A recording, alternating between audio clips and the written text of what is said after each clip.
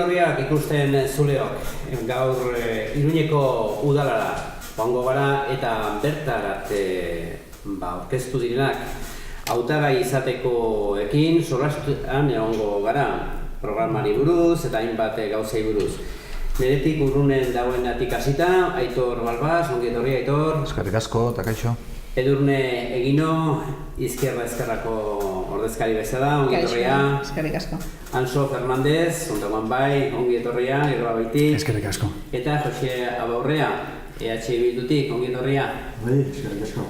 Bueno, izan duzue, edo jaso duzue, nola pixket egingo dugun gaurko mai ingurua, gaia aurkezten dugu eta gero bakoitzak hor denbora bat daukazue, hori gai hori jorratzeko, eta zati bat akitzen denean, berriro beste tartetxo bat irekitzen da, agian esan gabe gelditu diren gauzak argitzeko, eztabaida edo solasgune bezala izan dadin.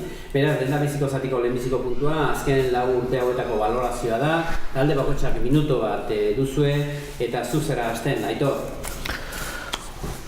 Bueno, Arantzadi 15 semeren seme alaba da eta gu etorri ginen hankaz gora jartzera aberastasunaren banaketa eta benetazko demokrazia baten alde lan egitera.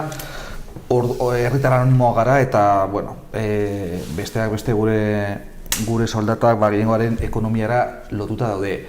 Gauzak horrela, nik uste emaitzak, bueno, gauza asko egin direla, nola ez, upeneak ere gauza asko egiten dira, eta balorean jarri behar dira batzuk, noski, nik beste aipatuko nituzke mugigortasunen inguruan egin direnak, udalekotu diren gauzak, energia patzuergoa, mugimendu feministari emandako babesa baita ere, baina horrekin batera, aitortu beharra dago edo esan beharra dago, mantxo egin joan garela beste hainbat arlotan. Alokairuek gora egin dute, uda zergen eta tasen sistema nik uste upenen garaitatik zetozena berdin jarraitzen du eta laikotasunaren inguruan ere etzea aurratxik eman, orduan emaitza gazi gozoak esango nuke. Edurne? Bai, guretzako hoberena nik uste dut laukotearen akordio izan dela. Horrek itun historiko bat eman dio Iruñeko udalari eta nik uste dut hori oso baikortzat hartu behar dela, ez? Aman komunean genituen guztiak elkartu genituen eta ezberdintasunak nolabait atutxita, ezta? Akordio ona egin genuen, aurrera pauso handiak egin dira, hainbat arlotan, memoria historikoan, feminismoan, gizarte zerbitzuetan, herritarren parte hartzean, etxebizitzak martxan jartzen, Fibibosaren ateak irikitzen, baina horiek guztietan gehiago egin genezake, askarrago egin genezake gainera, eta nik uste dut bizitakoarekin, 4 urte hauetan bizi izan dugunakin, ikasi ote dugun eta akordio hobe bat lortuko ote dugun, 26tik aurrera ikusiko dugu. Anso, zure txanda. Bai, orain 4 urte baino hobeki bizi dela iruindarrak, bizi garela. Nik uste ziur naiz lasaiago bizi garela eta pixkatxo bat zoriontsuago ere bai, hori da azken finean guzti honen helburua. Eta hor bada eta oinarrizko lanabes bat, akordio programatikoa, eta hori arrakastatsua izan da, ez? Eta tira, hor Iruñari norabidea aldatu diogula, ukaezina da. Segura eski, luzez, itxoin duten aldaketa batzuk eman ditugu eta Europako hiri aurrerakoienekin lerrokatu dugu Iruña. Jasangarritasunaren inguruan, bai kohesio sozialean, berdintasunean, partaidetzan, memorian eta besteak beste hiri berritzailean, ezta? Eta hori guztia lortzeko eraginkortasunaren bidez eta gobernagarritasun bermearen bidez eskaini dugula geroabaik gure esperientzia guztia. Bai, gure ustetan 4 urte hauetako balantzea oso da, orokorrean. Nik uste erakutsi egin dugula beste modu batean gobernatzeko eta instituzioak kudeatzeko badagoela eta horrek ematen digu aukera berriz ere 4 urte gehiago jarraitzeko. Adibide batean, zorra murrizten, inbertsioak handitzen eta betetzen, ehuneko porzentai altu batean, eta gainera gastu hori inbertsio guztiak arlo sozialean bereziki, etxe bizitzen alorrean, eskoletan, mugitasunean, eta hori guztian, ez? Hasiera batetik gainera, lehenbiziko eteriko kontu bat izan zen, gure soldatak jaitsi, dieta guztiak desagertarazi. Nik uste landu dugu ere beste plano bat, kontratu publikoak, kontu sozialak eta mentalak sartzen. Nik uste azkar baino beharko genuke sakona izan aldaketa, eta nik uste oinarriak eta norbidea ja markaturik dagoela horretarako. Bueno, lehendabiziko kontua egin dugu, orain bigarrenari helduko diogu, udal aurrekontua. Hor proposamenak eta aldaketak, aurreikusten badituzue bintzet, talde bakoitzak, minuto bat. Zue hasten zara. Ni hasten naiz.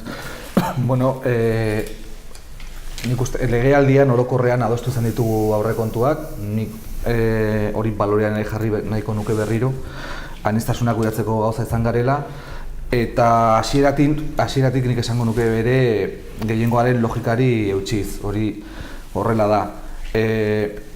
Jakina da guk kanporatu gintuztela pasaden uztailean,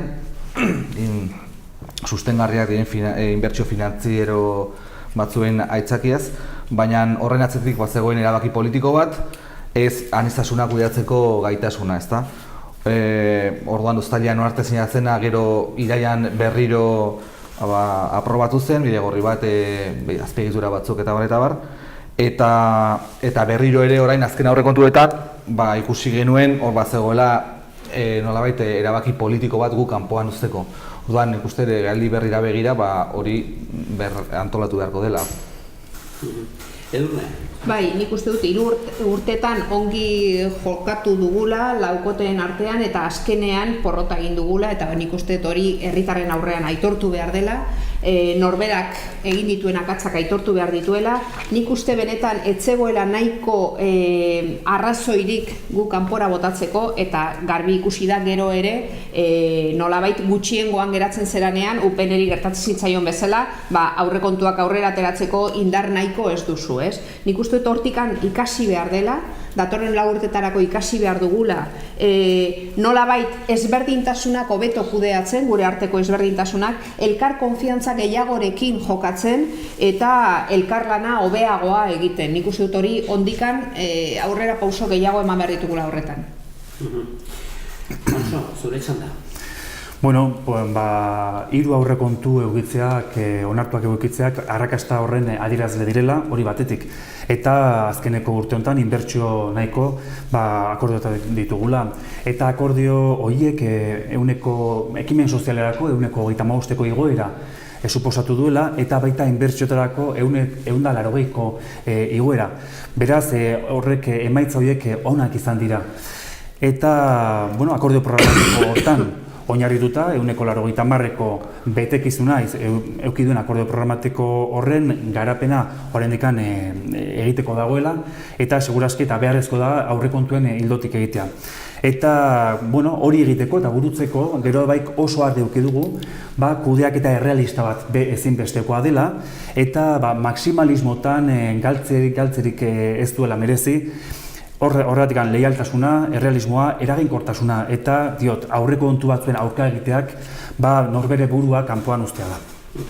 Jose, kontutan hartu behar da, lehenko 4 urtetan, UPN kudeatu zituen 4 urte horietan, ez zuen lortu ez da aurrekontu bakar bat ateratzea. Guk atera ditugu 3 eta 4garrena erdia eman dezagun, ez? Eta lehen komentatu duan bezala, nik uste gainera aurrekontuen azpiegitura edo konformazio aldatu bidiogu, bereziki pertsonari begira jartzeko esfortzu, inbertsioak eta gastu horretan.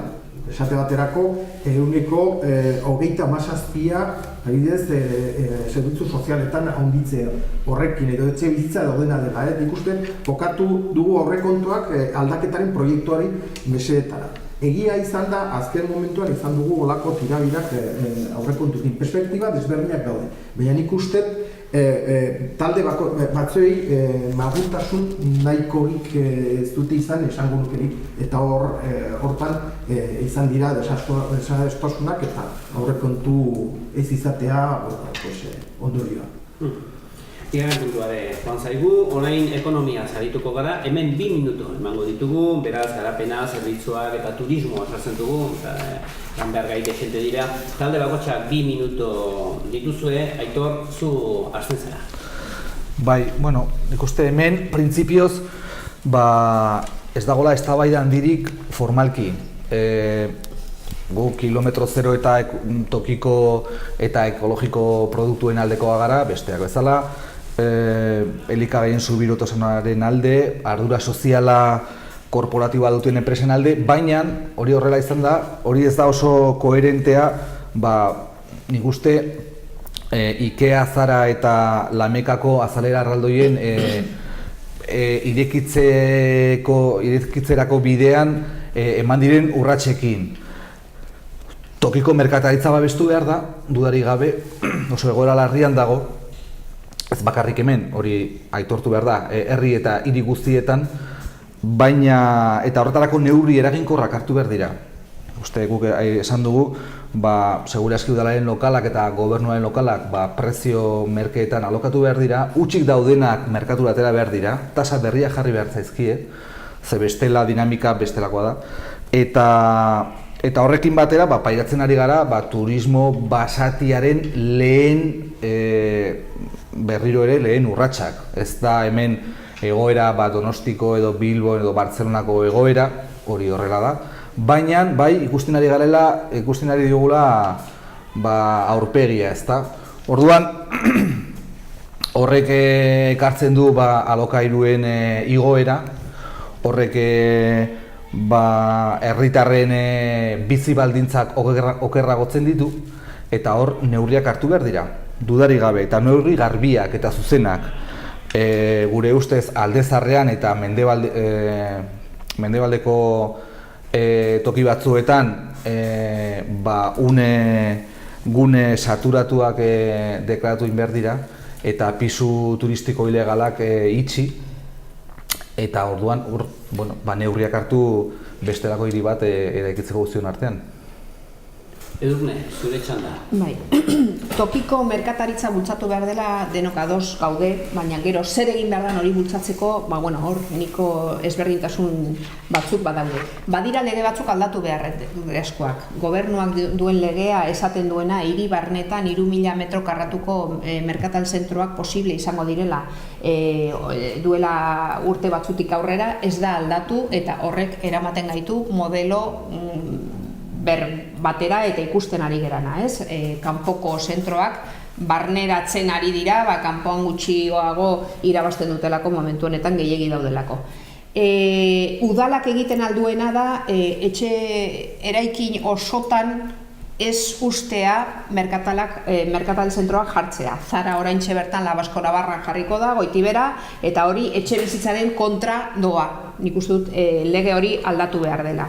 Zerbitzuak kudeaketa publikoa hartzeko akordio potoloa egin genuen 2015ean. Nabarmenena da etxeetan arreta zerbitzua hartu duguna, gure arlopean egin duguna, 180 lanpostu emakumeentzako sortu ditugu hor publikoak, baino ez da besterik egin, eta udalak milioika eta milioika gastatzen ditu enpresa pribatuetan, eta hainbat zerbitzu daude kudeaketa publikoak nolabait emakume hauei eman diogun bezalako lan baldintza hobeagoak ematen zaiola, eta gainera merkeago ateratzen zaigula udalari.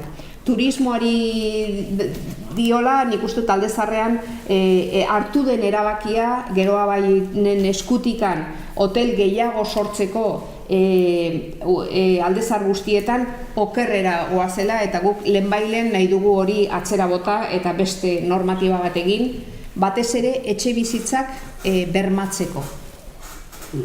Anso, zure txanda, orain. Turismoa diru iturri eta aktibitate iturri badela, hori argi dago, eta turismo jasangarri bateruntze lanean ari garela, ere bai, hor daukagu turismoaren plan estrategiko hori, nun sanfermitatekan haratago eta zezenaren historitikan haratago sortzen dugun turismo jasangarri hori, ezta? Kultura litzateke horren motorra, eta kultura urte osoan zehar zabalduko litzatekena, ez da, orekatua. Eta tira, turismoa momentu honetan ez da Alde Zaharrean arazo bat, eta hori ez dio Geroa Baik, dio ikerketek eta bizilagunek diote. 17% dio Alde Zaharrean hori arazoa dela. Eta gogorazi nahi diot, izquierda-ezkerrari, Geroa Bairengatik izan dela lehen aldiz neurriak eta murrizketak sortu direnak edo jarri zaizkionak hotelen jazarpenari edo apartamentu turistikoei. Lehen Alde Zaharrean 100%ean jartzen altziren hotelak, orain 25%era murriztu ditugu Geroa Bairen araudiarekin. Apartamentu turistikoak hori bai da arazo handi bat eta etxe bizitzekin talka egiten dutenak, horri murrizketa zorrotzak ezarritzen dizkio araudi honek. Geroa Baik jarri ditu. Eta tira, nik uste dut diagnostiko on bat egitea beharrezkoa dela. Alde Zaharrean dagoen elkarbizitzeko arazorik nagusiena ez dute turistek egiten, iruindarrok gure aisialdeekin berriz. Eta tira, tokiko merkataritza sustatzeko erronka handia dugula, hori oso nabaria da. Eta beharrezkoa dela diagnostiko on bat egitea. Nafarroa izan zen, internet bidez gehien kontsumitu zuen erkidegoa. Eta horren errealitate horri begiratuz eraiki behar dugu estrategia berriak, oreka bat lortuz. Joxen, zure txanda, 20 minuto. Bai, gure ustetan eta aldaketaren oinarri handienetariko bat dela ekonomia eredu berri bat sortzea eta bultzatzea. Hortarako 4 puntu nik azpimarratuko nituzke. Alde batetik, tokiko komertzioa babestu behar du, hortarako plan estrategikoa daukagu martxan, eta bertan berak gehitu ziren aurrekontuetan urtarrilean, baina esperantza dugu berreskuratzeko ekainean bertan hor ere dirutza, baliabide ekonomikoak martxan jartzeko, eta gune komertzial erraldoien aurka gaude guztiz. Eta alden neurrian eta gure eskutan egon den guztia jarri dugu hori ekiditeko. Turismo hori dagokionean egia da arazo handirik ez dugu momentuz, baina bai badagoela orokorki eta modu globalizatua olako mugimendu arriskutsuak. Eta orduan horretarako planteatu Alde Zaharrean suspentsio bat, apartamento turistiko eta hotelaren inguruko suspentsio bat egin zen, normatiba berri bat murrizten dutela desente apartamento turistikoak, hotelaren asuntoan polemika badago, gure ustetan hasierako planteamentua askoz egokiagoa zen, eta martxan jarri da inspekzioa, eta nik orain datu batzuk eskatu ditut, eta esan didate apartamento ilegalaren kopura jaisten ari dela desente inspekzioaren eraginez. Eta zuzenki, eredu hori berri bat eraikitzeko bi kontu daude. Batetik, geltoki proiektua, autobus geltoki bizarrean, hori ekonomia solidarioa bultzatzeko, nik uste oso proiektu polita dela, eta hazi bat joateko ekonomia berri hori handitu nahian eta zabaldu nahian, eta beste aldetik badago beste bat askotan ezagutzen ez dena. Udal batetik eragina handiena duen hildoa eta lana da kontratazio publikoarena, eta hortan egin dugu alegin desente klausula sozialak eta ingurugiro dagokionean ere sortzen. Eta horrek izanen du eragina epe motzean ez, baina epe ertainan eta luzean nolabait enpresak mugi edo aldarazteko. Lehenbiziko zatiari amaiera eman dugu, baina hemen ukitu ditugun 3 puntu hauetatik, edo zuen nahi duzuen horre errangabe gelditu zadizuen zerbait adierazteko minutu bat baduzue talde bakotxak o eztabaida sartzeko edo proposamenak egiteko. Beraz, horren bertzez, minutu bat, Aitor Balbas, nahi duzuna. Ez da egia Antxok esan duena, UPN-erekin batera Geroa Baik aprobatu zuen arau berri hori. Etzegoen gure laukotearen esango nuke kontsentsuan, etzegoen.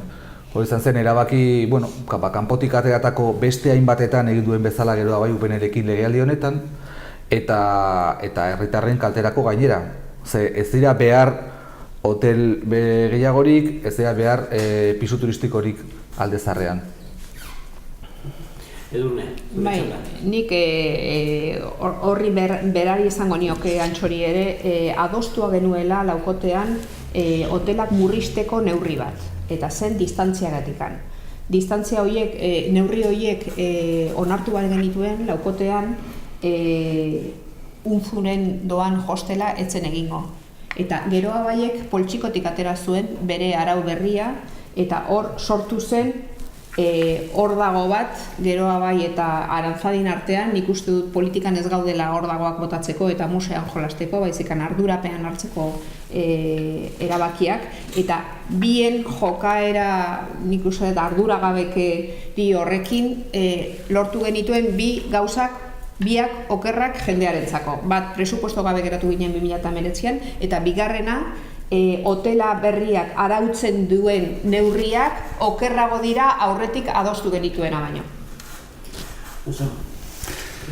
Tira, bueno, Geroa Baik bai esan zion aurrekontuei eta Geroa Baik bai esan zion hotelen jezarpenari murrizteari. Hori Geroa Baik egin zuen. Aranzadirengatik izan balitz, gaur, egun, Alde Zaharra merkatu libre bat izango litzateke. Hori ez dakit oso kaltegarriagoa den, edo ez. Nik ez dakit hori ezkertiarragoa den, edo ez. Hori bakoitzak zehatu beharko du. Niri harritzen zait, izkerrak akordioan zuek ere bazendeten. Edo ez. Aurrekontuak eta araudiaren akordioan. Edo ez. Akordio hori defendatu egin behar da, bai lehen, bai momentu hortan, eta bai etorkizunan.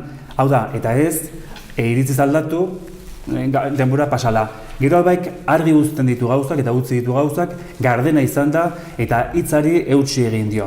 Eta tira, errealismoak emaitza onak ekartzen aldituela eta demagogiak berriz ezkertiarra ez den liberalismo hortan murgiltzen gaituela. Koxia, zure txanda. Hor, eztabaida sortu da, hortikan gure ustetan oso argi izan da kontua. Egia da, hasiera batean Geroa Baik hartu zuen erabakia, nolabait hasierako normatibari aldaketa bat egiteko guk ez genuen ikusten, uste genuen hori okerrera eramaten zuen asuntoa, baina egia da ere, momentu batean izan genuen aukera aurrekontuak eta normatibaren arteko akordio on bat izateko, eta behar bada lehengo komentarioan nola esaten genuen malgutasuna negoziatzeko guztia, hor ikusi zen oso nabarmenki, bueno, pues, kasu honetan eta horrela esan behar dut, eta Aranzadiko taldeari falta izan zaio malgutasun hori, eta horrela gehitu ginen bezala. Eta berestu aldetik aipatuko nuke, lehen esan dugu tokiko komertzioari dagokionean plan estrategikoa lehen aldia da, urtean zehar, lehen aldia eta gainera orain Alde Zaharraz gain zabaldu egin da auzo guztietara eta horrek ere izugarrizko eragina izanen du Geroan. Gero bukaera izango dugu nahi baduzue bakoitzak oneri heltzea. Bigarren zatiari helduko diogu eta bigarren zatiko lehendabiziko puntua hirigintza, etxebizitza, gentrifikazioa. Talde bakoitzak minuto bat. Aitor, zu hasten zara, nahi duzunean. Ez dira baimenak eman behar gero eta 300.000 euroko etxe bizitza gehiago egiteko, Alde Zaharran eta Zabalgunean egin den bezala, Leire kalean, Carlos Hirugarren zinemaren eraikinean egingo den bezala, Sarasaten edo Salestarrekin egin den bezala. Hau da, eraikitzen ari dira luxuzko, 300.000 eurotan gehiengorentzat hori luxuzko kopuru bat da, horrelako etxebizitzak hiriaren erdian. Ze gazteak eta prekarioak eta mileuristak joaten ari dira beste auzoetara. Nola ez? Orduan, orokorrean guk jarriko genioke etxe utxikei tasa bat, batetik, eta gero desjabetuko genituzke banketxeek eta funts putreek dituzten etxe utxak. Edurne, zure txanda. Bai, nik uste etxe bizitza falta dela gure arazorik larriena, gizarte honek duen arazorik larriena, ez Iruñan bakarrikan, nik uste dut Espainia osoan ere hala dela. Milaka pertsona daude Iruñan beharrezkoa dutela etxe bat eta ez dutena. Batez ere emakumeak daude tartean, umeak dituztenak eta batez ere gazteak daude tartean, gurasoen etxetik kanpo ezin dutenak joan, ez? Udal etxebizitza guztiak konpondu behar dira, guztiak. Eta hor dugu autobusetako eraikina norbaitzuk ez dutenak ikutu nahi. Etxe hutzak milaka daude Iruña bertan, 5.000-tik gora esaten da, eta horiek azaleratu behar dira. Imposto berria egina dugu, baino ezin dugu aplikatu zensoa ez badugu egiten. Zensoa esan nahi du, etxe bakoitzetik bakoitzera, ja eskutitz bat iritsi behar zaiola jabeari, eta esan behar zaiola, izu, etxe hutza duzu, mesedez, baduzu aukeran, merkatura ateratzeko, eta gobernua gainera bermatzen dizu etxe horiko konpontzeko edo alokairuan jartzeko eta kobratzeko bermearekin, ez? Era bat ados, etxe bizitza dagoen arazorik handienetako azpalin bada. Eta oso bereziki gaztei begiratuta eta baita nagusi ere, ez? Hildo hortan, halaxe da aurrera pausuak ematen jarraitu behar dugu, etxe bizitza huts dauden etxe bizitza horiek kaleratzeko. Eta, barkatu, gaztei begiratuta hor, aurre pausu batzuk ematen ekin behar dugula edo jarraitu behar dugula. Eta horretik guk proposatu dugu, Santu Handia kalean bertan, Aldezarrean, alokairu publikozko etxe bizitzak eraikitzea Nasubinsaren eskutik, Nafarroko gobernuaren eskutik. Eta baita etxe bizitza partekatu programak jartzea martxan, adinduendako eta gazterentzako. Nagusientzat bereziki badukagu horre azpila gainean etxe bizitza egokituak izateko proiektua martxan eta eredu bera zabalduko genuke auzo guztietara.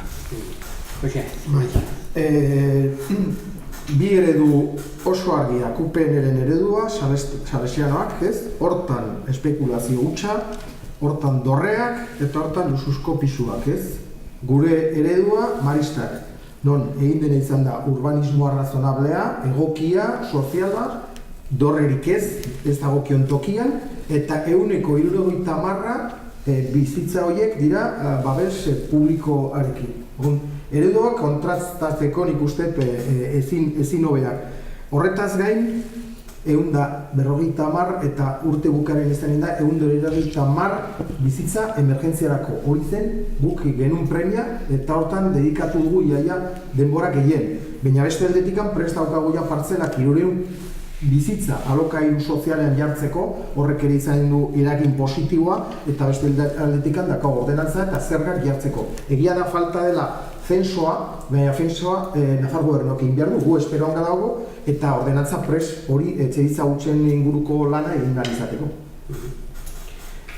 Lehenbiziko puntua bigarren zatikoa joan zaigu, bigarren pasatuko gara Iruñean hiria 30, talde bakotxak baitere minuto bat, zu hasten zara Aitor nahi duzunean?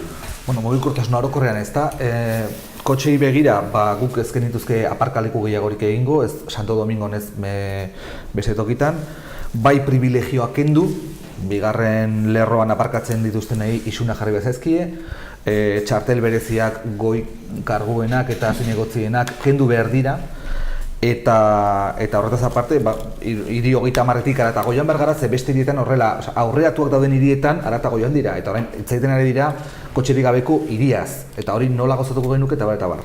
Osatzean gaude, baina hori da norabidea. Ezin gara ahaztu tren geltokiaz. Tren geltokia dagoen tokian ongi dago, ez da mugitu behar, buklea hori bai kendu behar dela, trenbidea herri lurperatu, baina dudari gabe etxabakoitzeko pesisa baztertu egin behar da eta gauden dugunarekin moldatu. Bai, guk proposatzen duguna da auzo guztietan oinezkoentzako, bizikletatskoentzako eta autobusentzako ardatz nagusiak sortu nahi ditugu auzo guztietan. Baita ere, gainera demostratua dago hoien inguruan merkataritza pizten dela, ez? Ardatz horiek bat bestearekin lotu behar dira, auzotik auzora joateko, hiri barnera joateko eta baita ere Iruñerrian ere lotzeko beste herriekin, ezta? Horretarako plan urbanistikoa errebisatu eta eguneratu behar da. 20 urte ditu plan horrek eta kriterioak, atzean dituen kriterioak dira, kotxeak hiri barnera zuzen eta lasai erakartzeko. Nik uste hori ez dela sustengarria gaur egun, eta kanpoan geratu behar dutela kotxe gehienak eta hortarako kanpoan egin behar dira aparkalekuak. Zure txanda. aurrera pauso handiak eman dira agintaldi honetan asko dago egiteko.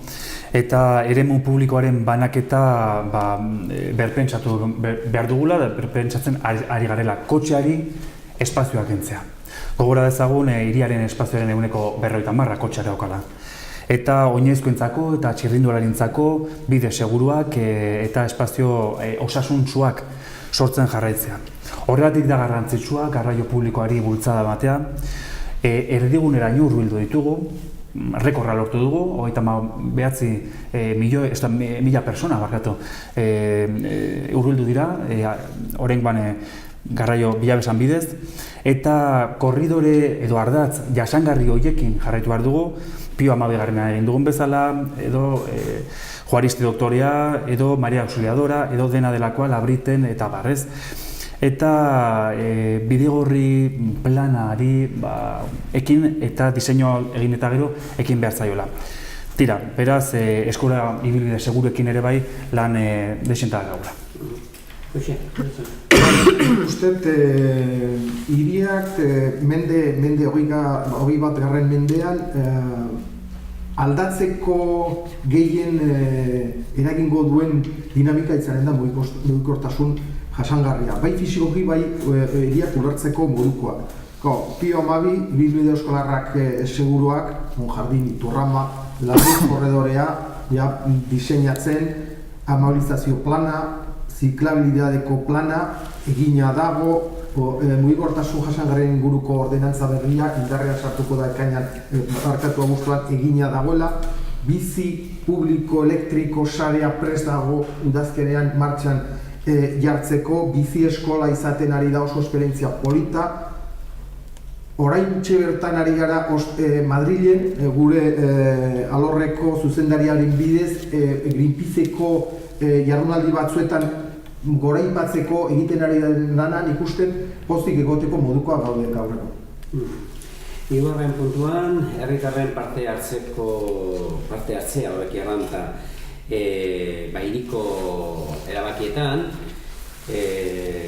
beraz, prozesu parte hartzaileak, Mare Bilaz Gaztetxea, Laberteko Zubi Ergoldua, udal eraikinen kudeaketa, talde bakotxak minutu bat emango dut, baina gero izango duzu berze minutu bat zengatik hemen hauniz gauzko korapilatu ditu.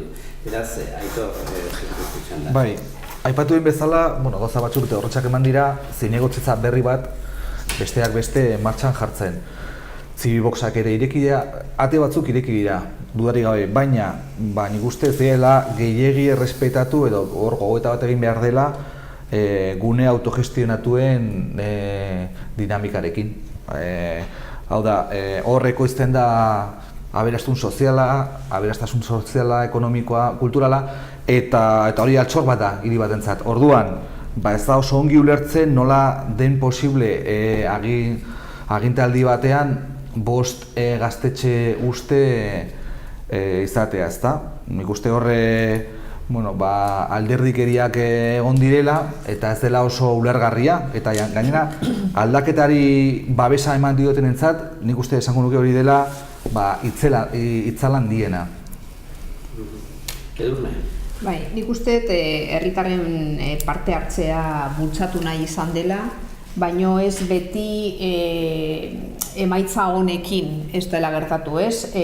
Batez ere, udalak prest ematen dien eraikinen horretako kudeaketa ez da ongi landu, nik uste dut erreflexio handi bat egin behar dela ze gertatu den Aldezarreko gaztetxearekin, Kaparrosoko txaleta eman zitzaien hasieran, konbenio bat sinatu zen eta etzen konbenio hori bete, eta kanporatu ziren, eta gero Mare Bilezekin gertatu den guztiak, nik uste erreflexioak amankomunekoa behar dugula, eta benetan ardurapean hartu behar dugula egiten duguna hemendik aurrera. Udalak lokalak jartzen baditu eta mantentzen baditu ja kogestio batean gaude.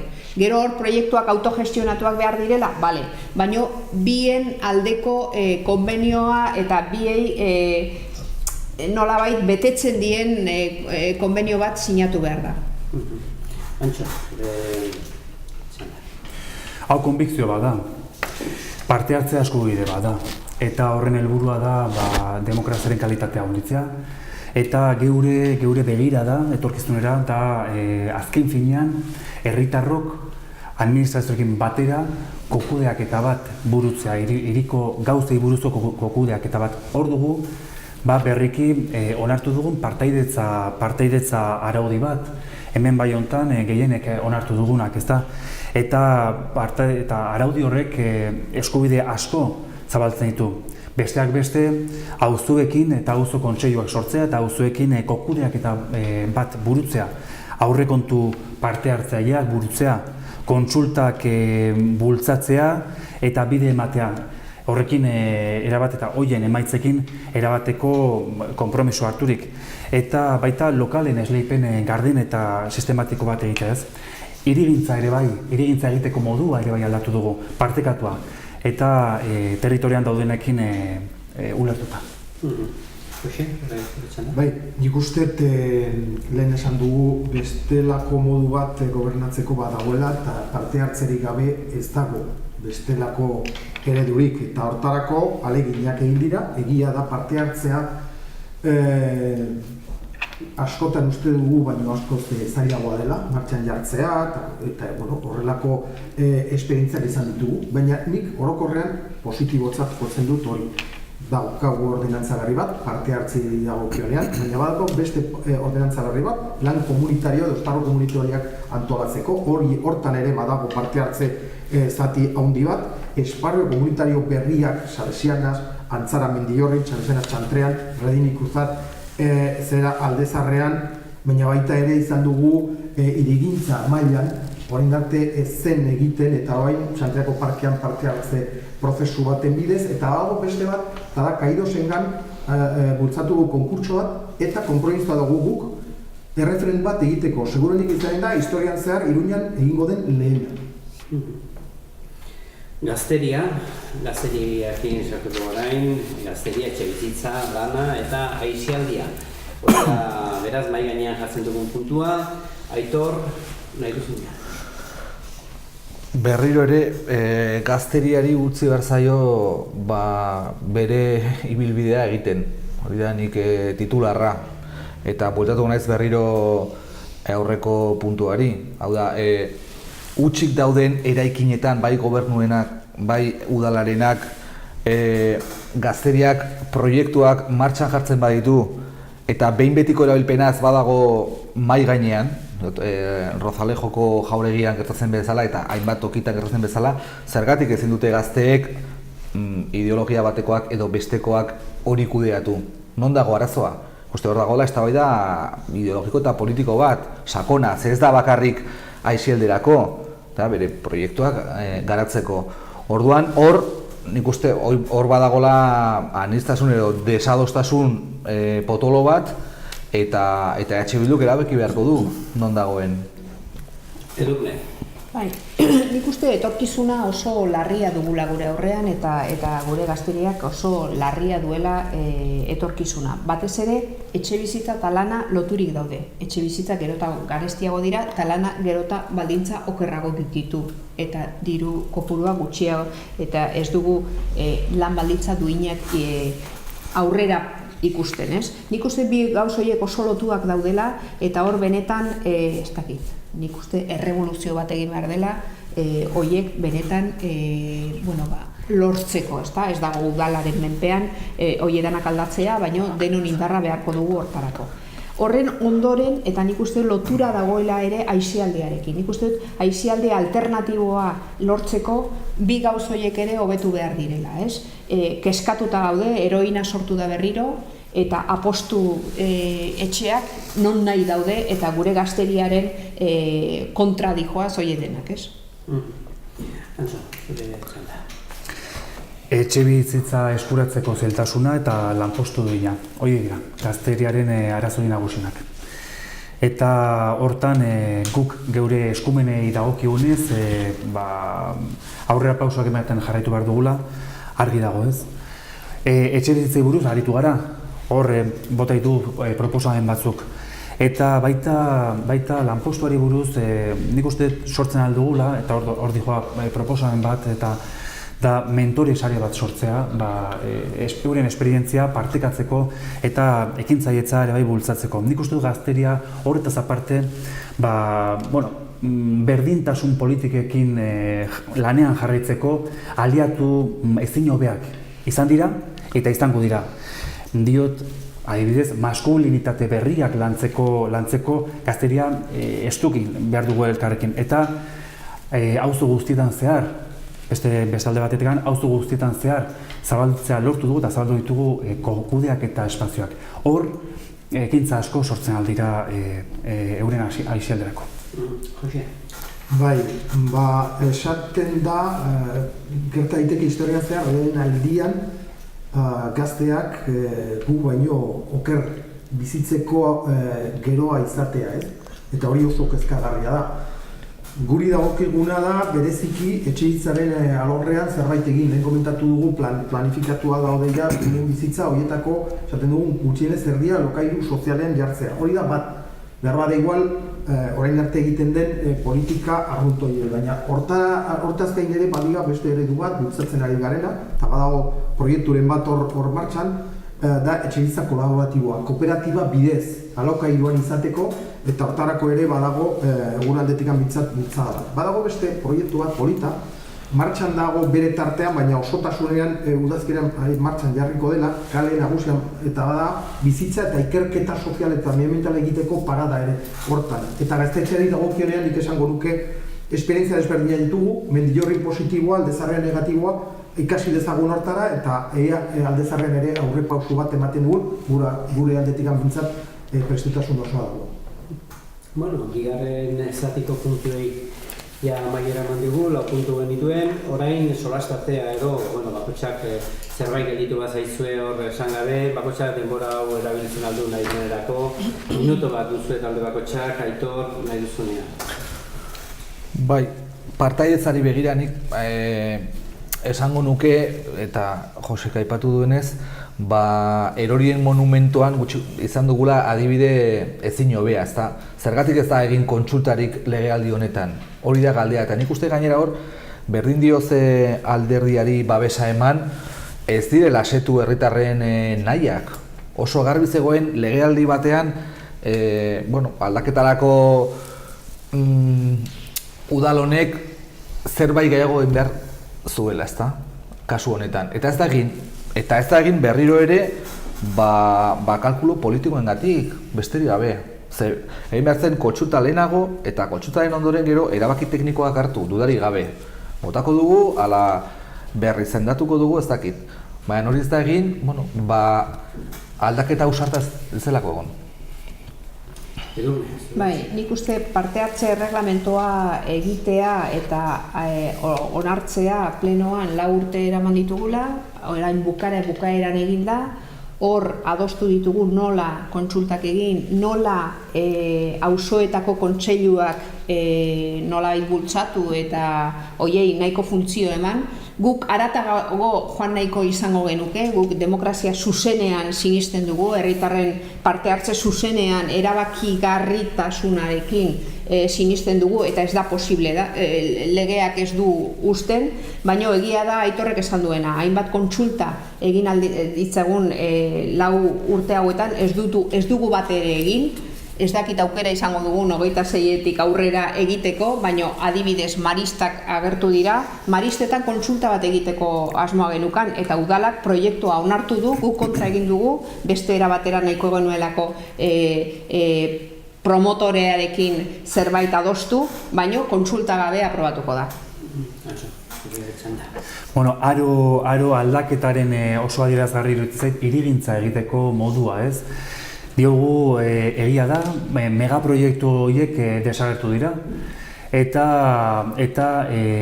gure inbertsioak auzoetaruntz joan dira bideratuak, ez? Auzoetako behar txikia askoruntz, ez? Eta horiek, eta inbertsio gehiengo horiek auzo eztabaidaguneen bidez heldu zaizkio eta solastu gara udala eta hiritarren artean. Eta hor 6,5 milioi euro inbertitu dira modu horretan. ez, auzoz auzo, bertako behar horiei begiratuta. Eta kudeatzeko modu arduratsu hau ere bai da urte anitzeko planifikazioak egitea, haurreskolen zaharberritzearekin bezala, eta beste zenbait instalazio dotazioekin egin beharko dugun bezala, urte askotarako planifikatu. Bai, pues nik aipatuko dut Labrik Pasarrelarena, zeren nire ustetan hortan laburbiltzen da eta sortzen zaigu erregimenaren metafora bat. Gastu handiak, propaganda izugarri, baina gero egiten duzu pixka bat tiki eta atzetikan zer agertzen zaigu, ustela dauela, gaizki planifikatua, gaizki diseinatua, eta egin behar duguna da kendu eta beste bat jarri, ez? Nik uste hortan parada izan dugu jakiteko benetan erregimena zertzen, eta gero beste bi aipamen egin behar dut. Behar da, nik uste ez nago adoz Edurnek planteatzen duenarekin. Ez da maristak onartuko parte hartze prozesurik gabe, ez alde batetik ezinbesteko da legalki.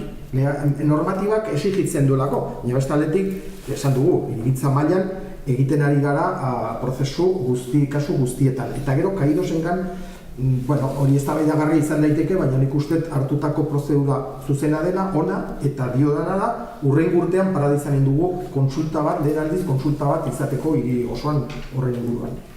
Bigarren esatea bukatzuta joko dugu, hirugarrenera pasatuko gara, udal zerbitzuetaz arituko gara gehien bat hirugarren zati honetan, eta lehendabiziko puntuan adinekoendako zerbitzuak, zaharretxea eta horrelakoak. Talde bakoitzak minutu bat, zurekin hasten gara, Aitor. Bai, arazo larriena pentsioak alde batera utzita, adinekoendako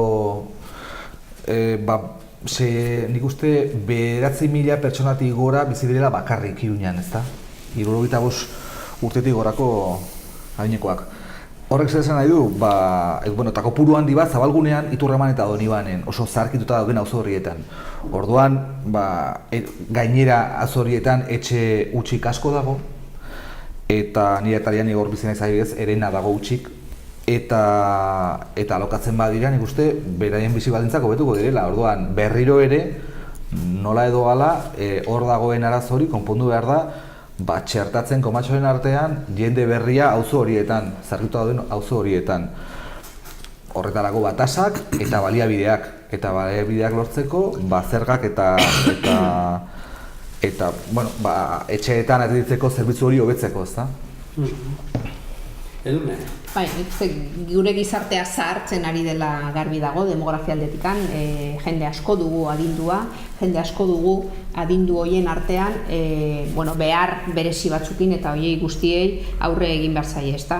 Etxeak egin behar dira auzo guztietan, beren aldatu behar baldin badute etxez, baldintzak ez dituelako onak beren etxeak, beren entornoa utzi gabe jarraitzeko, ezta?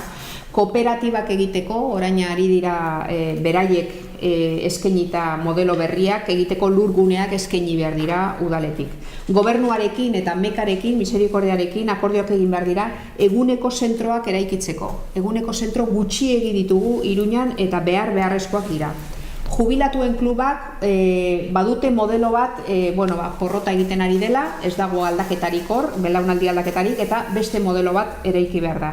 Auzoetan adinekoekin hitzarmenak egin behar dira, zerbitzu eta gizarte elkarte sare osoakin bakarrik bizi diren horiek hobeto arreta hartzeko.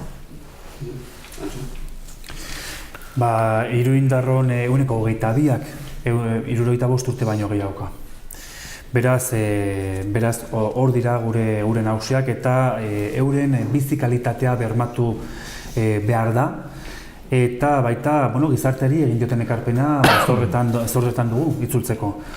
Horregatik, etxe bizitza hemen aipatu dira zenbait neurri eta hor azpila gainean bada lehen neurri bat, azpila gainean etxe bizitza egokitu horiek sortzeko, Nafarroko gobernuaren eskutikan, jubiloteka bat sortzeko bertan erekin hortan ere bai, etxe kolaboratibo edo kooperatibak horiek ere bai bultzatzea hasi gara eta bultzatu behar ditugu, eta gazte eta adinduen etxe bizitza partekatu programa horiek ez. bada esperientzia oso interesgarri bat Donibanen, helduaren inguruko paktua. Hori da sare komunitarioak sortzea, bolondresenak, auzo mailan zaintza eta bermatzeko. Hori auzo guztietara zabaldu beharko genuke. Jose, da. Oso importantea eta interesgarria. Alde batetik, jubiletu etxean inguruko Edurnek aipatzen zuela, etxe bakoitzen esperientzia pixka bat bada bultzatzeko eta ikusteko sare osoa nolakoa izan daiteken. Aipatzen duen Donibanen egitoa paktua oso interesgarria eta zabaltzeko modukoa izan daiteke. Komentatzen dugu Azpilagainako apartamentuak, ari gara Nafarroa Gobernuarekin batera, oso garrantzi izango dituzte. Horrelako zerbait egiteko sandu zelain parada izanen dugu, Gridillako etxe zarra horietan, berritzen badugu. Eta gero komentatzen da, cohousing edo bizitza kolaboratiboen helduentzako badira 2 proiektu, ari gara prestatzen plegua, eta hor gaude, oso berria dela, eta kostatzen ari zaigu pixkat, baina uste dut direla 2 proiektu oso interesgarria eta oso importanteak. Eta beste aldetikan, ados nago, Aitorrek esaten duena, jende asko eta asko helduak eta bakarrean bizi dira, eta holako programa batekin egin nahi duguna, hoiekin eta bizitza hutzen artean olako alkarlanean egitea. Emakumearen etxea hartuko dugu gaitza, turungo puntuan. Aitor, minuto bat, nahi duzuna. Hor, ez dakit eztabaidan dirik dagoen, ezta? Uste laukotearen proiektu bat zela, gu oso pozik horrekin, ze, gainera matxa jarri zen berdintasun zein egotzitzan geundenean.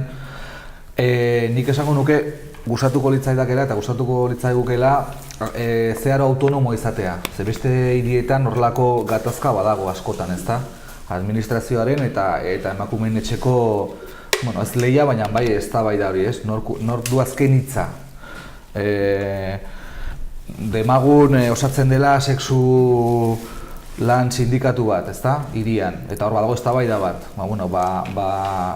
Emakumeen etxeak hartzen badu erabaki bat, berdin dio nor dagoen alkatetzan eta zein den alderdi horren iritzia, ze hor badago eztabaida. Emakumeak izan beharko du eskubidea ibilbide hori egiteko, ezta? Berdin, nik uste dut ados gaudela denok emakume etxe bat behar dela, zerbitzuak behar dituela hor, eta elkarteak emakumeen berdintasunean lanean dauden elkarte guztiak gune bat izateko, ezta? Baina nik gogoratu nahi dut, hori izan zela puntua, horri zenbat diru eman 2018an guk kanporatzeko eztabaidan, ezta? Eta ze gertatu da, arrazoia genuela, pixka bat gehiago hitz egiten, eta orain zer da, eta orduan ez zutena onartu, Geroa Baiek eta Etxe Bilduk, gerotxoago onartu dute, eta diru kopuru hori guztia adostu dugu horra joateko, ez? Baina gu, gobernutik kanpo. Geroa Baitik poz handiz hartu dugu proiektu honen gauzatzea. Geuk jarri genuen akordio programatikoan, geure programan genekarrelako, eta nik uste emakume eta gizartearen ahalduntzean lan asko dagoela egiteko, eta horregatik planteatu da eta sinatu da talde feministenekin kokudeak eta formula bat emakumeen etxe hontarako. Nik uste dute oso zoriontzekoa dela eta laukoari, zoriontzekoa dela laukoaren eskutik, nola izan garen gai mugimendu feministaren eskutik aldarrikapenei eusteko eta udala eta erantzun instituzional hori maila berean jartzeko, ez? Hori Iruña erreferente bat bihurtu da eta lauko honek bere kontribuzio berezia egin du hortan. Emakumeen etxea, laukotearen ametsa eta mugimendu feministaren ametsa eta mugimen guztien ametsa izan da, ikuste ja realidade izateko proiektu bezala badago eta proiektu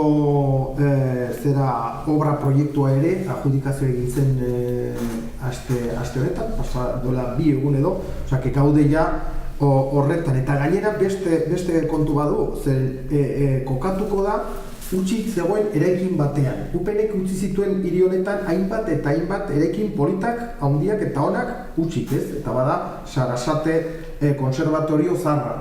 Orduan, horrekin borobiltzen dugu pixka bat, neurri batean, zer izan den aldaketaren nahia, ez? Kasu honetan feminismo eta emakumeen aldeko apostu eginez irmoa, eta beste aldetik hirigintza egiteko beste modu bat planteatuz, ez? Nolabait, zahar berritzen daukaguna eta ez despilfarroa eta gastu gastu handiak eta zertarako direnak, ez? Kultura izango dugu, orai, mahai gainean jarriko dugun puntua, Zibigo sarea baita, bakoitzak, minutu erdia jartzen zuen, baina minutu batera joango gara, minutu erdian gaur gutxi egin dezke. Beraz, Aitor, zuk duzu. Bai, Iruñaren marka globalan Sanferminak dira kulturi ikurra importanteena, eta hor, gogo eta berriro ego eta oso sakona inberraz, burutu ziren orain dela 40 urte eta beste belaunaldi batzuen ametsak asetzen zituen, eta bar. Guk entzierroari bai esaten diogu, baina odoli gabeko korridei baita ere, eta hor urratsak eman behar dira, eta orokorrean esango genuke gainera zeren zer da kultura? Egungo herritarren edo herritarrek ekoizten dituzten gauzak eta amesten dituzten gauzak, ez iraganean egiten amesten zirenak, ezta? Eta orduan horri utziz, pausuak eman, Fermiei begira batez ere, eta lehen aipatu duan bezala, gaztetxeetan eta zentro sozialetan egiten diren gauzak ere pixkat babestu. Babestu ze hortik ateatzen dira gero garatzen diren mainstreamean gauza asko. Edurne? Bai, nik uste dut oso hiri anitza gerala eta kulturak eta ikur berriak sortzen ditugunak, Sanferminetik eta zezenetik ados nago zezenen debatea atera behar dela mahai gainean dagoela, eta gainera gazteak ere hor daude, ez? Klima aldaketaren kontrako gazteak ere hor dute planeta ongi tratatzea, animaliak ere ongi tratatzea izaten dela, ez da? Nik uste dut hor asko egiteko dugula, anistasun horretan eta nasketa horretan, oso hiri anitza geralako, eta Zibibosari buruz nik uste ateak ireki direla, beste era batera kudeatzen direla, baina kudeaketa pribatua da oraindik. Nik uste dut kogestiora joan behar dugula, publikotikan joan behar dugula, eta auzo bakoitzak asko esan beharra daukala beren Zibibosaren programazioan eta kudeaketan. Antxo, zure txanda. Bueno, gaur Iruña hiri alaiagoa da, koloretsuagoa, eta hor irekiera kulturala hain nabaria izan da. 10 jaialdi berri baino gehiago sortu dira edo bultzatu ditu udalak, Yamaguchi Tori, Flamenco on Fire, Cinetica eta horren beste ez. Zibiboxena aipatu da, Zibiboxen erabilera nabarmenigo da, eta beste zenbait esparru kultural sortu dira, ez? Laguntzaz eta aparte. Gero airen ustez kultura eraldaketa motore bada eta Iruñan motori behar du izan. Erreferentzia Europan eta berriz ere Iruña kokatzea Europako hiri kultur sortze parte. Eta horretan diogu, 1989ko topaketak direla eta 50. urte hurrena oraintxe izango dela, eta horretan beste jaialdi erraldo behar sortzea halako impulso berri bat sortzeko. Jose?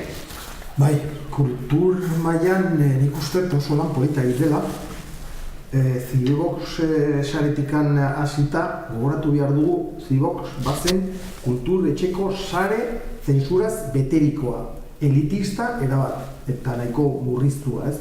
Eta orain badira arrakastatxua publikoki, jende gehiago doa, irekiagoak daude, programazio zabalagoa, eta baita ere kogestioan kokaturik zen diseinua aldatu egin da.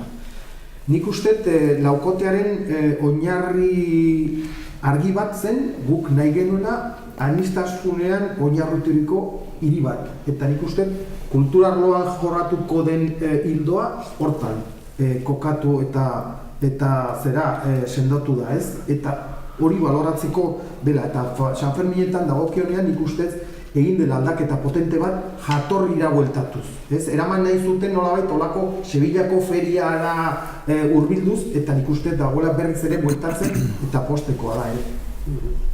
Bueno, kulturaren gaia utziko dugu alde batera, eta berdintasunarena jarriko dugu mai gainean. Bakoitzak minutu bat, Aitor, zu hasten zara. Bai.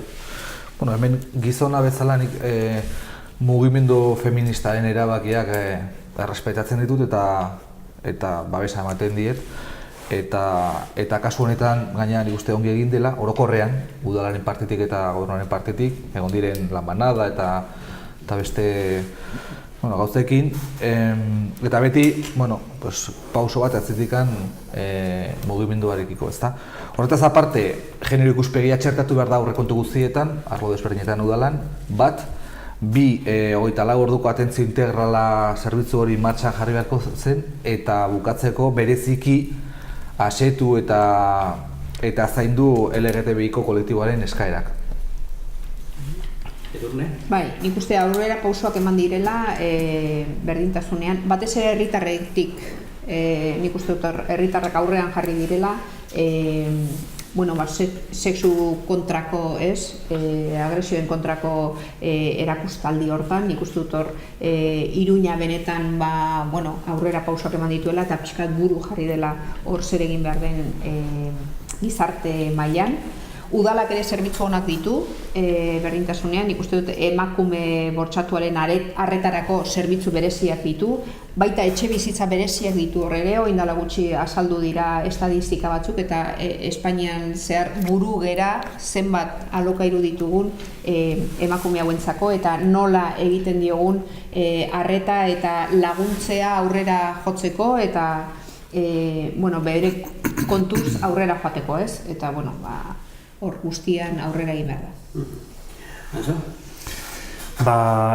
Ziur gaude gero abaien hezkuntza dela daukagune lanabesik potenteena berdintasun horretara heltzeko, ez? Eta orain gutxi azaltzen genuen aurre eskoletan eskolae programa, berdinbidean programa txertatzeko proposamena, ezta? Eta hori baita politika aktiboak jartzea hiritarren eta gure gazteen eta aurren hezkuntzaren esku. Oso txalotua izan den programa, ez bakarrik Nafarroan, estatu mailan eta Europan ere bai. Baita lehen aipatzen duen bezala maskulinitate berrien inguruko lana, horrek ate asko zabaltzen dizkio gizontasunak ulertzeko modu askori. Eta hortan lan asko egiteko parada dugula, gazteen eskutik batez ere. Eta begirada goxo bat LGTB komunitateari non eurekin elkarlanean hasi garen jarraituko dugun eta plan potente bat sortuko dugun euren eskutikan. Josia, zure txanda. Bai, lehen kulturaz hitz egiten genuen, baina posible bada kulturaz maiuskulan hitz egiteaz, nik esango nuke berdintasunean, feminismoan eta ekologian, bi zutabeietan kokatzen dela proiektu bat, aldatzeko proiektu bat, ez? Eta nik uste berdintasunean aleginak egin dira, ados nago behar bada meritu gehiena izango igual udalarena, zer mugimendu feministak ere izugarrizko lan egin du, baina udala nonbait babestu egin du eta hor lerrokatu da mugimendu feminista guzti horrekin eta emaitzak hor daude, aintzindaritzean gabiltza pixka bat nonbait eta nik adibide bat jarriko nuke, zeren hortaz harro nago olako udal batean ordezkaturik ez eta da txupinaztuan zer ikusten genuen ikurriñaren kontrako aleginak eta polizia emanak kokatzen, eta guk hartutako lehen bizikletariko erabaki bat izan zen hori alboratuz eta eraso sexistaren kontrako aleginak, guzti aleginak horiek berbideratzea, ez? Eta nik uste hori oso garrantzi izan du gerorako. Euskara jarriko dugu mai gainean, bakoitzak minutu bat baita ere, Aitor, zu hasten zara. Bai, berriro ere hemen aurreko puntuan bezala zentzu zabalean Euskalgintzaren proposamenekin bat egiten dugu, ezta? Zerbait gehitzeagatik, horretaz aparteta da gogoeta, agian epe luzerako gogoeta bat, nik uste etorkinen ehunekoa orekatu behar dela hezkuntza pribatu eta publikoaren artean, dudarik gabe, eta gazteriazko eta euskarazko zentro publikoen artean, ze hor bestela emetatuko da arazo larrian ikuste eta ez bakarrik hizkuntzara begira. Horretarako berriro ere errekurtsoak behar dira, baliabideak, eta ni ustez udalaren eskua dagoena da zerga tasaketa ukitzea berriro ere, eta esan dudan bezala epe luzera begira lortu behar duguna, badakit ez dagoela bakarrik udalaren esku, noski, baina udalak ere hor ahaleginak berko dituzke, eredu linguistiko bakar batera joatea. Edurne. Bai, nik uste dut euskararen ordenantza berria onartu duguna lauen artean landu dugula, luzean lagundu dugu, 2 urtean luze landu dugu. Ordenantza horrek bermatzen duena da 2 hizkuntza gureak direla, propioak direla Iruñan, eta udalak arreta euskeraz nahi duenari bermatzen diola ere, arreta hori euskeraz lortzea, ez? Ordenantza hori garatu beharko da, luzatu beharko da, ez dago inungo inposaketarik ordenantza hortan, nik uste oso ekilibratua eta oso, proporzionatua dela, eta aurrera jotzeko posible den ordenantza. Hildo berean, luzez landutako ordenantza dela eta gaia, eta hiri elebiduna garela, eta gaztelera eta euskara berezko hizkuntzak ditugula, oso maitatuak biak altxorra direla, eta euskararen ordenantza honek, besterik gabe, orain 20 urtekoa gaurkotu duela, bere jatorriko espiritu hori berreskuratuz eta modernizatu ere bai. Diot, bada administrazio elektronikoa eta holako gauzak bai sartu behar baitira, ezta? Gogora dezagun zer aurkitu hemen. Administrazioan langilearen 1% besteik ez zuen euskararen bete beharra. Eta hortikan arreta bermatzera luze eta lan luzea dugu. Beti egingo dugu iruindar guztiekin batera, pausuz pauso. Bai, hiri hau gutxienez erromatarrak hemendik ibili zirenetikan 2 hizkuntzetako hiri bada. Beste hizkuntza batzuk ere hitz egin da Iruñan bertan, baina labor bilduta, eta guk horren aldeko apostu egiten dugu. Baina hori esan behar da, ez du balio orain arte gertatu den bezala esatea 2 hizkuntza daudela, baina bat euskara minorizatzea edo baztertzea.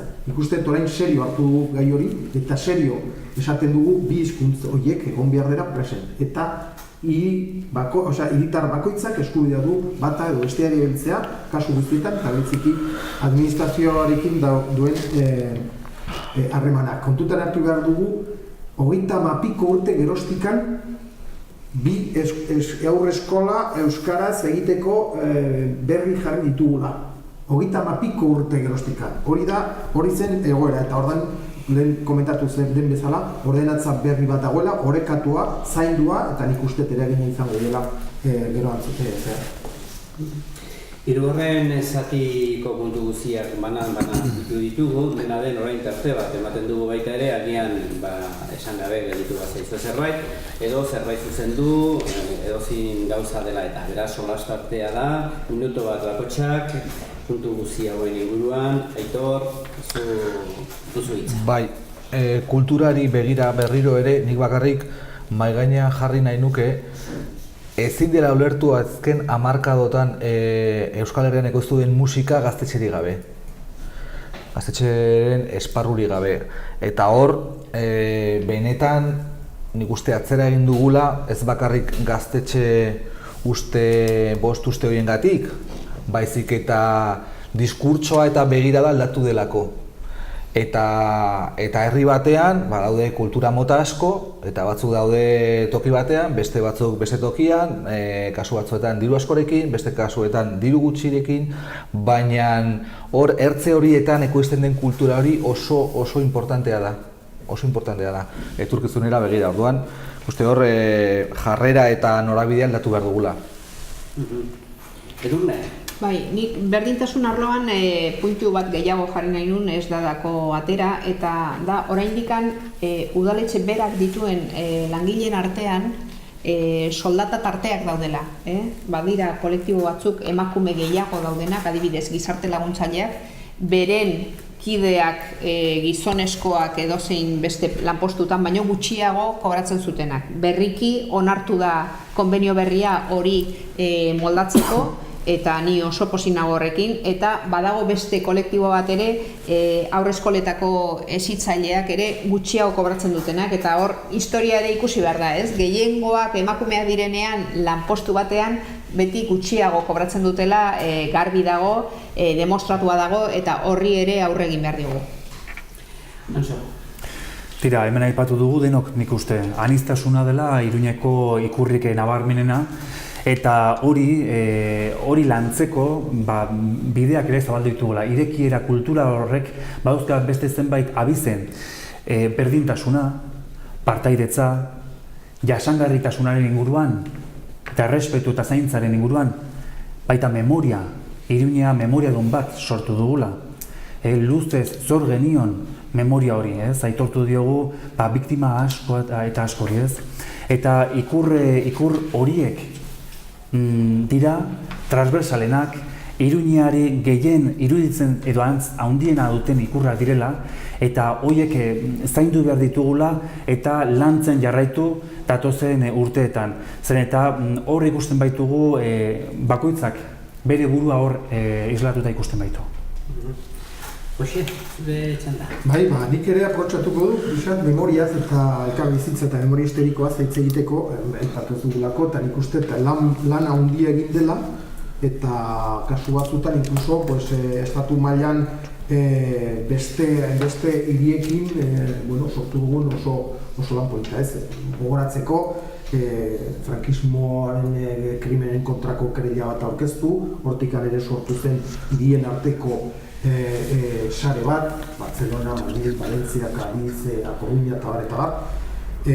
San Fermin 1978ko gertakarien ingurukoa ere sortu zen, egin zen egiaren inguruko mahai bat, eta hortikan diktamen bat, kereila martxan dago, gu hortan babesteko aurkeztu dugu gure burua udal bezala, Caio Zingan konkurtsoa, Sanjurjo eta Mola hortikan ateratzea, Espainiar gobernuak ezin duela momentuz egin, abertsu horta duten, horren inguruko nik uste ere lan oso polita dela, eta fantazia gura indikan zerbait egiteko. Gure akatsa benetan, atzo parlamentuko eztabaidan memorian asartu genuen gaur ez, beraz minuto bat emango dizuegu berriro memoria lantzeko, Aitor, nahi duzunean. Bai, erorien monumentua da hor nolabait kapitulo importanteena, badira beste gauza batzu, Germán Rodríguezen monolitoaren hor jarri da eta txalotzeko moduko da, ezta? Eta beste gauza batzuk eta beste ekimenak ere martxan jarri dira, baina nik uste hor dagoela hor aldaketarako udalak zor diola herritarrei zor diela erantzunkizun bat eta espero dugu legealdiaren hasierako, helduen legealdiaren hasieran ahalik eta azkarren pausuak ematea, ezta. Bai, nik uste egindakoarekin ados, noski, aurrera pausoak izan dira, baina gehiago egin zitekeen alde honetan ere, ez? Nik uste erorien monumentuen barnean dagoen kriptan oraindikan 4 urte gerago hilero frankismoa esaltatzen duten mesak izatea akatsa da, gure akatsa da, udalaren konpetentzia zen, artzobizkoarekin hitz egitea eta hori ustea, iztea eta mesa horiek alde batera ustea, ezta? Esan dugu hainbat alditan, konkurtsoa egiteak 36an aldaketa baldin badago, non geratukote da, ez dago batere emaitzarekin, batere loturik udala, konkurso horrena, eta nik uste galdu dugula gure aukera katalogoa kentzeko horretan ere, ezta?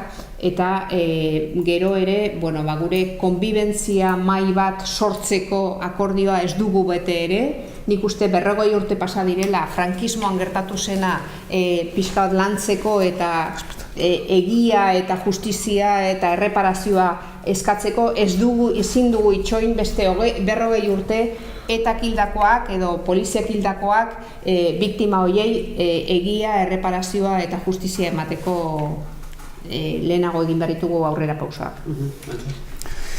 Demokrazian lehen aldiz, Nafarroan aldaketaren gobernuen eskutik eta bereziki Nafarroko gobernuaren eskutik bultzatu dira biktimen eta violentzien erreparaziorako politika publikoak lehen aldiz. Gogorra da, esatea, baina topatu dugun errealitatea da. Ziren inoiz ere kontaktatu edo landu ziren biktimak, etako biktimak inkluso. Eta beraz, giza eskubideen urraketak pairatu dituen pertsona orori zortzaiola aitortza hori, erreparazio hori eta justizia hori, biktima guztiena. Eta pertsona baitira, eta giza eskubideak berezko baitira. Eta hor, aurrera pauso handiak eman dira memoria historikoan, handiak. Nafarro gobernuaren eskutikan, baita udalaren eskutikan, eta baita eta polizia, biktima polizialen eskutikan. Eta arekin hain hurbil izan dugun hori, oraindikan zorra handi bat daukagu horren erreparazioan. Bai,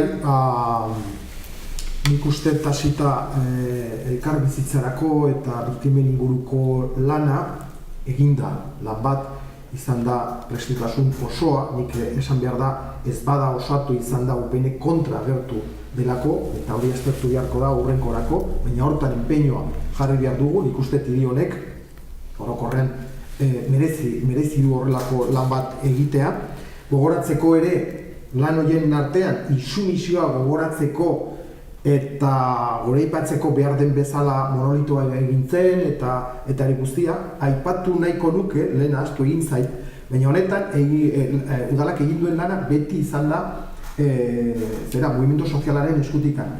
Eta beraiek izan dira aintzindaritza. Guk ibilik gara egiten beraiek eskatzen zutela. Eta nik uste hori oso lan polita egin da hortatik. Bueno, azken puntuan, azken zatian sartuko gara, horren zati honetan, hor bizkoa 26an jendea bere bozkarekin erabakiko du nor zeriko diren Iruñeko alkatetza eta ordezkari izateko. Beraz, beharrezkoa izanen dira noski alkate izateko paktuak edo elkar akordioak. Zer hau ikusten duzue, ze proposamen dituzuen, panorama guztia ikusita, erran nahi dut, baita ere, pentsatzen dut bakotxak izango duzuela zuen kiniela, gutxi gora bera pentsatu gutienez, beraz horren inguruan, aribilko gara urrungo minutuetan, bitxanda izango dira, beraz, paktoak, talden arteko udal akordioak. Aitor, nahi duzunean, lehendabiziko txandako, lehenbiziko minutuan. Bai, garbi dago, espero dugu berritzea gaina aldaketarako gobernua, eta garbi dago akordio berri bat adostu beharko dugula, dudarik gabe, eta bakoitzak badaramala bere programan ez dakitzen puntuko proiektu bat, ezta? Ehundaka. Guk adostu nahi ditugu gauza batzuk desberdin egin behar dira, eta adostu nahi dituzke gauzak politikoen privilegioaz, eta indarkeria matxistaz, aldaketa klimatikoaz, odolezko tauromakiaz, marihuanaren kontsumoaz, benetazko partaidetzaz, funts putre eta banketxeek dituzten etxeetaz eta desjabetzeaz, eta gehien ordaintzeaz, eta bar, hor badira 5-10 bat puntu, eta horietan hitzein beharko dugu luze. Edurne, nola ikusten duzu? Bai, nik uste 2015an programa baten inguruan egin genuela, adostu genuela akordioa, eta hori hala izan behar du. Aitorrek esan du, norberak eramango ditu programakor, eta adostu behar dena zer egin eta nola egin lauen artean edo tokatzen denen artean, ezta? Zerbait ikasi badugu, 4 urte hauetan, nik uste denak beharrezkoak gerala. Inor ez dagoela soberan, eta horrek konfiantza eta errespetu gehiagorekin jokatzera eraman behar gaituela, ez? Gu kanporatzea akatsa handia izan zen duela urte bete, eta berriro ez gertatzeko guk 3 ardatz nagusi jartzen ditugu eta gainera zorrotz eskatuko ditugu akordio horretan. Bat, alkateak denen alkatea izan behar duela, gobernu osoaren alkatea izan behar duela, bere alderdikoarena ez bakarrik edo gehiengoarena ez bakarrik. Akordio programatikoak jarraipen bat izan behar duela, 4 urte hauetan ez du izan, eta azkenengo udalaren antolakuntza hiriaren beharretara izan behar duela eta ez alderdi politikoaren nahietara. Antxo?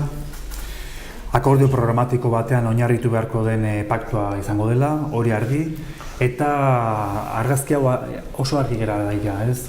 Demokrazian zehar, politika aurrerakoiak egiteko funtzionatu duen formula bakarra hau izan dela, lauko hau.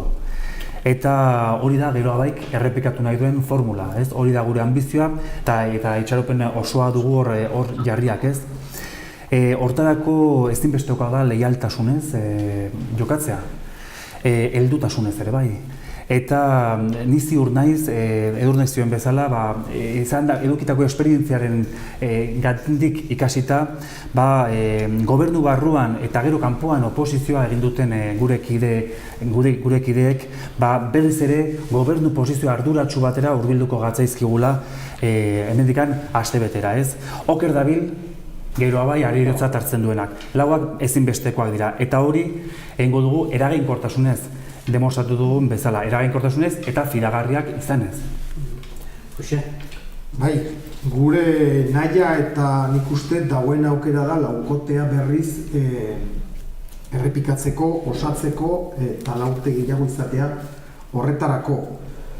Badakik mundu guztia daki, hori kalean zehar zabaltzen den kezka bada, nolabait laukote horretan parte bat zatiturik aurkezten dela, kaso bada Podemos eta Arantzadi, hortan aurdade bat daukagu, eta zakigu hor dago kezka, baina ela ere, nik esperantza dut izanen dugula aukera berriz ere, eta 14 zinegotzi lortuko ditugula. Nik uste, orain arte, 4 urte hauetan, eta gurne aipatzen du behin eta berriro kanporatzearen asuntua ez gobernua hautsi egin zen, eta hautsi egin zen 2 arrazoiengatik, eta nik uste hori da ikasgai bat izateko urrengo laukote osatzeko, eta da, malgutasuna izan behar dugu negoziatzeko, eta bestea bakoitzak izan behar da, arduratu behar da, zein den bere indarra eta bere tokia hor gobernuan. Eta horrekin, segurenik izanen dugula berez ere beste 4 urte zoriontzu egiteko.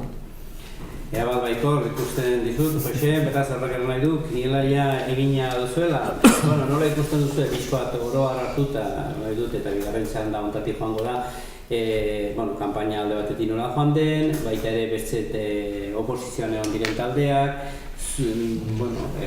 aipatzen ari zineten orai baita ere berriro laukotea edo aldaketako gobernu bat izango dela, horren inguruan urrungo minutua, Aitor, nahi duzu. Bai, espero dugu berritzea laukotea esan duen bezala, baina guk ere seinale kezkagarriak ikusi ditugu azken hilabete honetan, geroa bai Bildu eta izquierda azkara boskare ziren PSN-ekin aurrekontua garatzeko, aurrekontu batzuk, eta gu prentsan irakurri genuen horren berri, izan zitekeen, agian ezen keskatzeko modukoa, baina bai irakurri ditugula hainbat deklarazio PSN-eri begira, ezta?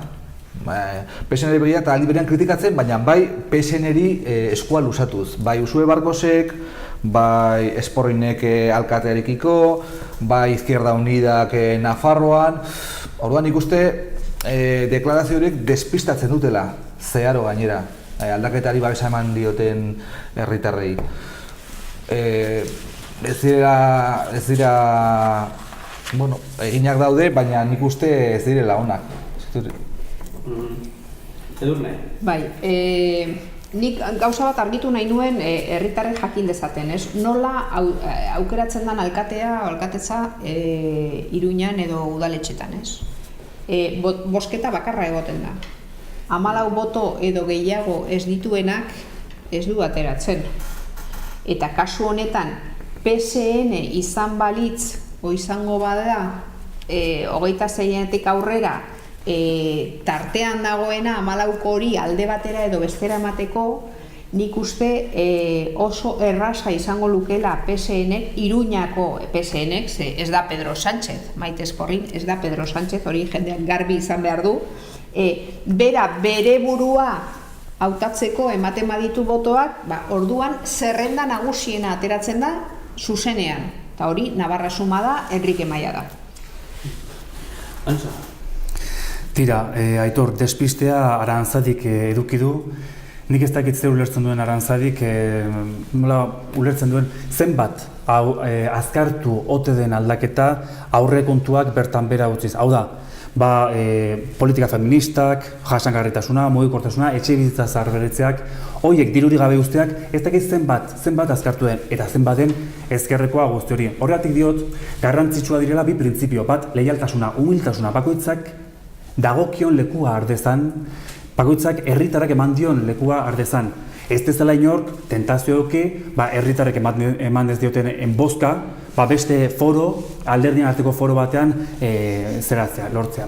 Hori batetik, eta bestetik, eraginkortasun printzipio bat erabat beharrezkoa dela demostratu dugu, posible dela ezkerreko programa bat aurrera ateratzea, eta erabateko oreka, kontuetan oreka eukitzea. Aurrera pausoak egitea, inoiz ez da atzera pausoak egitea baino. Bai, lehen apuntatu dute kezka bat, eta Podemos eta Aranzadiko haustura eta bintzat bat izateko ezintasun hori, nik uste taudadea sortzen da hortikan, eta bestea da logiko bida PSN. Egia esan da, seguruenik hauteskundeak emango dituen emaitzak izanen dira hiri hau ezkerrekoa dela.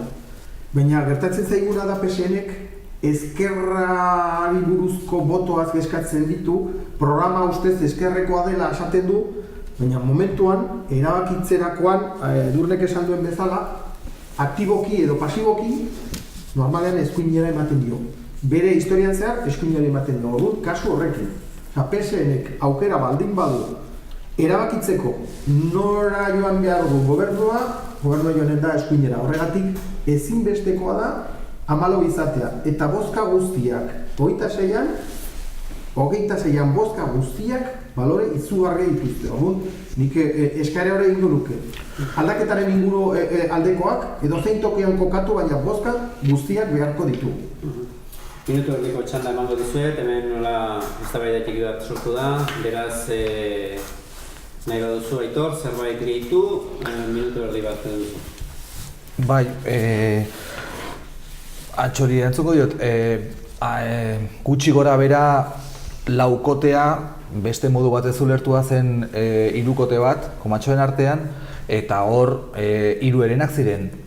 Eta gertatu izan dena da, EH Bildu eta gero bai, gehienetan lerrokatu direla alde batean. Hori gauza bat da, eta gero beste gauza bat da, Edurnek diona, eske guztiak garela ezinbestekoak, hori aurrera emateko. Edurne? Bai, nik uste dut, akatsa handiena izan duguna da, alkateak atera zituen erabakiak hartzeko modu bat. Eta modu horrek, esaten zuen, antxoke nolabait hortan jartzen da, klaro. Gehiengoa dutenak, bost zinegotzi dituztenak, indar gehiago izan behar dute erabakietan bat duenak baino. Ez, denok adostu behar dugu, eske kontsentsua da. Eta ez baduzu entzuten, zuk bost dituzulako eta nik bat, orduan ni zurea izango banitz bezala onartzen hauzu, ez berdina naiz, beste talde bat naiz, beste boska batzuk ditut, beste jende bat errepresentatzen dut. Eta hori entzun behar da eta begirada zuzenarekin onartu behar da. Horregatik daukagu kontratu bat, programak eta akordo programatikoa. Geroa bai leialda izan da lehen minututik. Gogora ezagun, 800 bozka gehiago atera zituela EH Bilduk. Geroa baino, eta lehen minututikan aitortu denion alkatetza Josebari. Eta gaur egun arte ez diogu inoiz ere kuestionatu. Ezin du persona horok berdina esan maio hontan. Eta horrez esan nahi du, zailtasunak egon direnean, gogoratu, gu ez geunden kudeak eta harturetan. Eta zailtasunak jarri zituztenean parte batek, eskatu zigun alkateak sartzeko kudeak eta hori, eta egin dugu. Eta nola egin dugu? Asko zer eraginkorrago, besteak beste. Bai, beste egiten bat, aztu egiten zaiguna, UPN ez doa bere markarekin. Beldurrez, zirelako ea emaitzak aterako behar ziren. Eta horregatik bat egin dira PP-ko alderdi ustel batekin eta Ciudadanosekin dela Nafarroako duen kompetentzia mailako aurkakoa. Horrek esan nahi du beldurra zutela, baina hala ere larri ibiliko gara, ez daki funtzionatuko duen Navarra suma edo suma baino egingo du atzera, nik esperantza hori daukat, baina hala ere diot bezala foto finixean ibiliko gara hogeita seian. Bueno, laugarren zatia ere bukatzutan emango dugu, orain beti erten den bezala minutu famoso hori izango dugu, botoa eskatzeko minutu hori. Beraz, kamara hause duzu, hemen eskuina galdean dagoen kamaratxo hori. Bakotxak minuto bat, lasai hartu, arnasa hartu edo ez, Aitor, zuke duzu zure minutua. Bueno, Arantzadiri bozkatzea baliagarria da bi arrazoiengatik, batetik jendeak ez duelako ulertzen Podemosek eta Ezkerrak bateratze prozesuari emandako ezetza, eta nik hor uste dute kaltetuta izanen direla, eta bestetik, esan dudan bezala, EH Bildu eta Geroa Bai, edo EH Bildu Geroa Bairekin hain lerrokatua egonez dadin. Nola igo da osasuna lehen mailara? Ausardiaz, jokatzen, dudari gabe, eta horren atzetik etorri da geldi ezinkeri hori. Baina ausardiaz jokatu behar da. Eta horretarako, Arantzadi bezalako nik uste aukera bat beharra dago, beharraren premia dago, aldaketarako gobernuan, eta horregatik nik uste bozkatzea, bozka eskatzen dut. Edurne? Bai, bueno, gure aldetikan Izquierda-Ezkerra taldea ezinbestekoa izan da laukotearen iraganaren aldaketaren udalean. Anistasun ideologikoa ematen diogu elkarte horrei, udala horrei, gure balore nagusiaren indarra ematen diogu, solidaritatea eta gizartearen justuago baten alde. Akatsak izan ditugu, baina hala ere harro gaude gizarte ekintzako arloan egin dugun lanagatik. Gure ardurapean egon denean, aurrerapenak eta aldaketak gehiengoetakoak izan dira, handienetakoak izan dira udal oso hartuta. Jende guztien eskubideak aldarrikatzen ditugu, berdin da non jaio, zein adin, zein genero identitate, edo zein hizkuntza nahiago, edo zein ikurra barkatu gehien gustatu, denen aurrera jotzeko eskubideaz borrokatzea nahi badezu, zure auzora aldaketak iristea nahi badezu, zure botoa benetan kontutan hartzekoa izan nahi badezu, gure aukera da zurea. Antxo, zure minutua?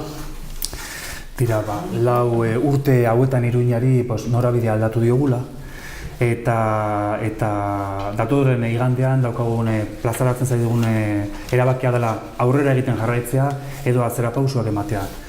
Gogoan dugu, lau urte non geunden, eta zein hiri gris proposatzen zuen UPNek. Ez du berrikuntzarik ekarri oraingoan. Eta aldiz, lauko honek bai lortu du Iruña Europako hiri abanguardisten edo aurrerakoien kin lerrokatzea. Horrekin jarraitzeko diot formula bakarra dago, eta hauxe da, laukoa, eta danak aliatuak izanik, inorrez arerio politiko, demostratu dugu Geroa Baik, demostratu du, eraginkortasunez eta fidagarritasunez, emaitzak lortzen aldirela, eta bakoitzaren bizi kalitatea hobetzeko ezinbesteko kriterio eta jarrerak direla. Jose, zure minutua. Bai, Iruña potentzial handiko hiri bada, eta gainera maitatzen dugun hiria. Nik uste hiri honetan koloreak pizten ari dira, pizten ari gara guztien artean udala eta mugimendu sozialak eta herritarrekin guztiekin batera. Gure asmoa da hiri berdea, feminista, justua, koloretsua eta kulturaz beteriko hiri bat lortzea. Ari gara bide horretan, nik uste ja markaturik ditugula oinarriak eta norabidea ongi markatua. Proiektu haunitz martzan ditugu, esperientzia dugu, 4 urtetakoa, iluzioz beterikoak. Prest gaude, beraz, beste 4 urte olako proiektu polit bateri segida emateko. Gainera, guk izan dugu, tokatu zaigu lehen indarra izatea aldaketan, lidergo, mantentzea humiltasun guztiarekin eta noski prest gaude berriz ere horrelako paper bat jokatzeko, orduan zuen babesa eskatzen dugu.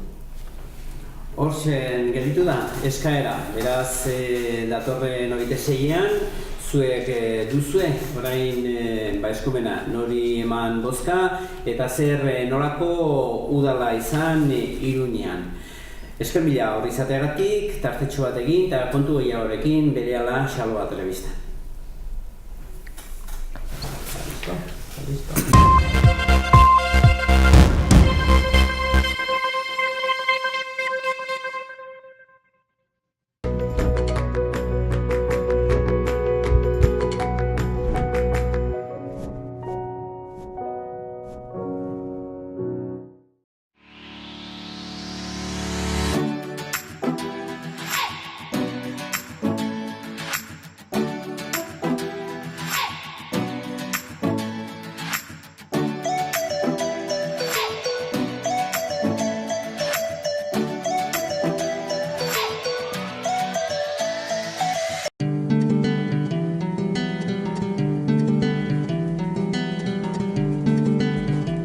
Saio hau Nafarroako Gobernuak diruz lagundu du.